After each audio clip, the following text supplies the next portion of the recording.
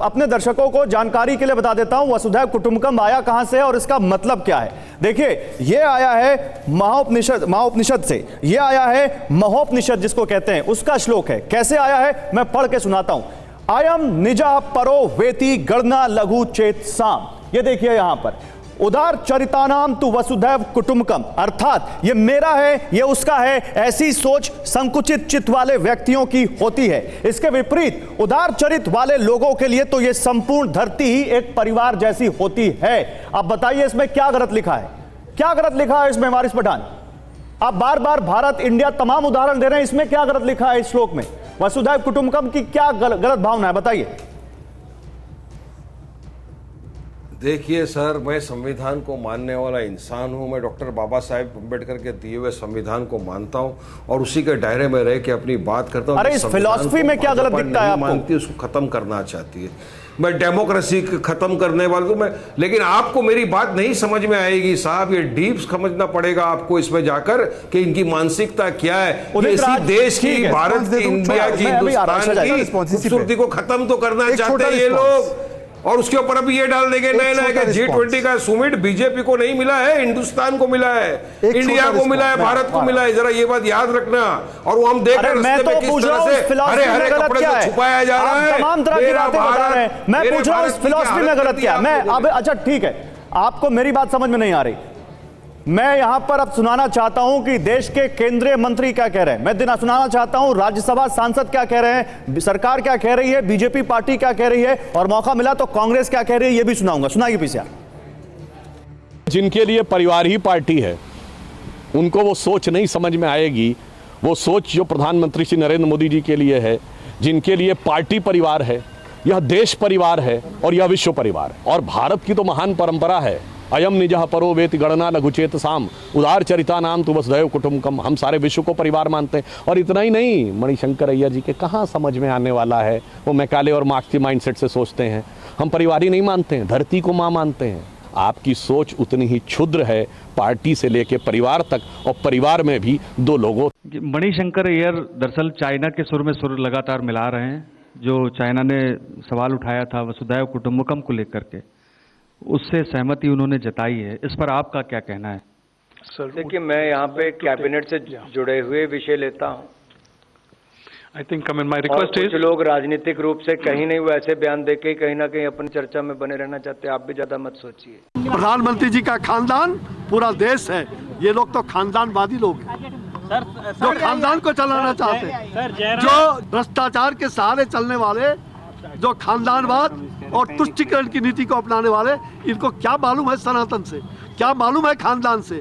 हम तो one nature one culture, हमारा एक प्रकृति, संस्कृति और प्रगति, हम इसको साथ लेके चलने वाले लोग हैं। और इसलिए वसुधैव कुटुंबकम, पूरा विश्व हमारा परिवार है। ठीक है, तो कांग्रेस पार्टी तो ये भी तो कह सकती है कि ये मणिशंकर अय्यर की सोच हो सकती है। आप उसको पूरे कांग्रेस पार्टी के साथ क्यों पेंट कर रहे हैं शहजाद? देखिए, ऐसा है कि कांग्रेस ने आज तक किसी भी दिए गए ऐसे वक्तव्य पर कोई ठोस कार्रवाई की है। उल्टा जिन्होंने ज़्यादा गालियां दी है प्रधानमंत्री को और भारत की संस्कृति को, उसकी पदोन्नति हुई है। इसलिए कांग्रेस का अधिकृत बयान, और मैं कहूँगा ये इंडी गठबंधन का है, सनातन समाप्ति का बयान आया कहाँ से और उसका समर्थन किसने किया? कांग्रेस के प्रियंक खड़गे ने। और आज परमेश्वर जी ने कहा कि हिंदू का धर्म कहाँ जन्मा है, ये अभी उन्होंने सवाल पूछा है। अब देखिए, दो बातों का जवाब देने दीजिए जल्दी जल्दी। डिवाइड की बात कर रहे हैं। अरे मान्यवर, आपकी पार्टी का नाम है ऑल इंडिया मजलिस-ए इत्तेहादुल मुस्लिमीन, केवल इत्तेहाद करना है मुसलमानों का। इसमें हिंदू के लिए कोई स्पेस नहीं, पारसी के लिए नहीं, जैन के लिए नहीं, बौद्ध के लिए नहीं, किसी के लिए कोई स्पेस नहीं। आप यूनाइट कर रहे हैं और हम डिवाइड कर रहे हैं। वाह। दूसरी बात, इनका देखिए क्या कहा उन्होंने, संविधान से चलता हूं। मान्यवर, संविधान जो है ना अम्बेडकर जी का, उसी के प्रथम पृष्ठ पर, अरे प्लीज भाई साहब, क्या तरीका है? शिवसेना चलेगा, क्या तरीका है यार, हर बार ये भी। एक मिनट समय कम है, एक एक करके जल्दी शहजाद अपनी बात पूरी कर लीजिए। अब इन्होंने संविधान की बात की, तो मान्यवर अम्बेडकर जी की ओरिजिनल संविधान में ही प्रभु श्री राम से लेकर कृष्ण जी की तस्वीरें हैं, उसका भी बॉयकॉट कर दोगे क्या? और आखिरी बात मैं पूछना चाहता हूं, नहीं, मैं आपसे कुछ पूछना चाहता हूं शहजाद, ये चीन की सोच और मणिशंकर अय्यर की सोच एक पेज पे यहां पर जो दिख रही तस्वीर है। हाँ देखिए, इसके बीच में मैं आपको लिंक बता देता हूँ, एक सेकंड मैं लिंक बता देता हूँ। लिंक केवल इतना है कि लिया है चाइना का चंदा, इसलिए करना है चाइना का धंधा, बढ़ाना है चाइना का प्रोपेगेंडा, इसीलिए तो मैं कहता हूँ एमओयू का ये परिवार का फंदा, इसीलिए ये चल रहा है। ये सहयोग नहीं, ये प्रयोग है, कोऑर्डिनेटेड है, वहां से आता है इशारा, यहां पर देते हैं सहारा। ये तरीका। शहजाद एक मिनट वारिस पठान जल्दी से 20 सेकंड। अरे तो इतना आपको दर्द हो रहा है चाइना का, तुम यही बोल रहे ना 2 दिन का एक स्पेशल सेशन रखो चाइना के ऊपर। बताओ डिप्सोंग में कितना चाइना घुसा हुआ है। मान्यवर डेप्सांग में तो 2013 से था, पर बताइए जब आप सरकार में थे यूपीए के साथ, तब टियापंग, डूम जेली, डेमजोग, जोरावर फोर्ट, ये सारी चीजें गई। वो तब उस समय असदुद्दीन ओवैसी कांग्रेस पार्टी के साथ थे। लाल आंख दिखाना तो दूर की बात है। आप लोग कहते थे मीडिया से कि रिपोर्टिंग नहीं करनी, एफआईआर हो जाएगी। ये कहते थे आपके रक्षा मंत्री, कहते थे इंफ्रास्ट्रक्चर नहीं। शहजाद आप बीच में बोल रहे हैं, शहजाद आप बीच में बोल रहे हैं। भी लगातार जल्दी वारिस पठान जल्दी पूरी कीजिए अपनी बात। अभी आप बीच में बोल रहे थे कि गलत बात है, हर बार बीच में बोलना। अभी आपने बीच में मैंने बोला है 4 बार। डरते चाइना से, लाल आंख नहीं दिखाते, 56 इंच का सीना नहीं दिखाते। मोदी जी के गलवान हो गया। ये तो हमारे बहादुर सोल्जर थे, बहादुर जवान, जिन्होंने चाइना के सोल्जरों को मार मार के भटकाया, फिर भी हमारे काफी जवान शहीद हो गए। हम नहीं चाहते कि हमारे और जवान शहीद हो, इसलिए देश जानना चाहता है, वारिस पठान नहीं पूरा देश जानना चाहता है कि चाइना के ऊपर मोदी की क्या नीति है, बीजेपी की क्या नीति है। उनके प्रवक्ता आज क्या बताए, क्या सेशन करेंगे नहीं करेंगे। जल्दी से मुझे समीर चौगावकर के पास जाना, जल्दी जल्दी। देखिए ऐसा है, अब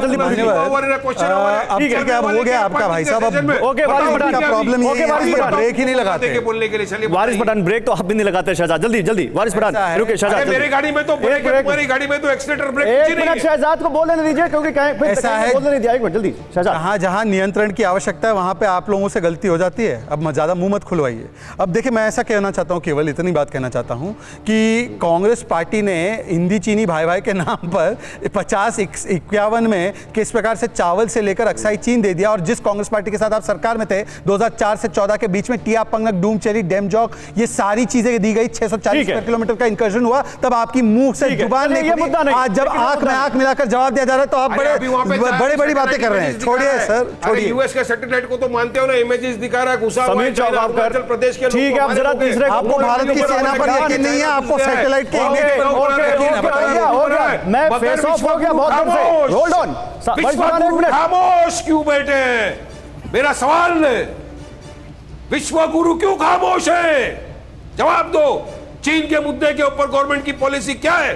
जवाब मांगता है पूरा देश, हिंदुस्तान। जवाब दो। ऐसा है, पुनः वाला जवाब दो। अभी जवाब दे रहा हूं। ऐसा है वारिस पठान जी, सवाल यह है कि बहरों को तो वैसे ही सुनाई नहीं देता, और जो जानबूझकर बहरा बनना चाहते हैं उसके बारे में तो क्या ही कहा जाए। इसीलिए आपको शायद नहीं दिख रहा है कि जो एलएसी को आप बिना इंफ्रास्ट्रक्चर के जवाब देते यूपीए के रूप में, आज वहां पर अनेकों टनल, अनेकों रोड, अनेकों कनेक्टिविटी, वहां पर 60,000 किलोमीटर के रोड बीआरओ बना रहा है। वहां पर 1 लाख करोड़ से ज्यादा खर्च करके हाईवे बनाया जा रहा है। डीएसडीबीओ को 70 स्पेसिफिकेशन किया जा रहा है। वहां पर 22,000 को स्टेशन किया जा रहा है। वहां पर रफाल प्लेन्स को एडवांस लैंडिंग पोजीशन में रखा गया है। ये सारी चीजें आपने नहीं की, तो इसीलिए मैं कहता हूं, सुन लीजिए ना, छोड़ दीजिए इस चीज को। आपके मुंह में तो तब भी जबान नहीं थी बोलने के लिए, जब चाइना आक्रमण करता था, अतिक्रमण करता था, और मनमोहन सिंह कहते थे इसको ज्यादा तूल नहीं देना है, ये केवल एक केवल एक्ने की तरह है, ऑइंटमेंट के साथ निपट जाएगा। ये सलमान खुर्शीद का बयान होता था। छोड़ दीजिए इस विषय। ओके वारिस पठान रुक जाइए, अब समय खत्म हो चुका है। ये एंडलेस डिबेट हो जाएगी, ये एंडलेस डिबेट हो जाएगी, ये एंडलेस डिबेट हो जाएगी। वारिस पठान बहुत शुक्रिया आपका, और मैं बड़ी माफी के साथ समीर जी आपसे यहां पर विदा चाहता हूं कि मैं आपको वक्त नहीं दे पाया, क्योंकि 2 लोग ज्यादा आपस में उलझ गए। लेकिन बहुत शुक्रिया आपका आने के लिए, और शहजाद आपका भी बहुत शुक्रिया। कुल मिलाकर मणिशंकर अय्यर और चाइना की बोली एक जैसी लग रही है क्या?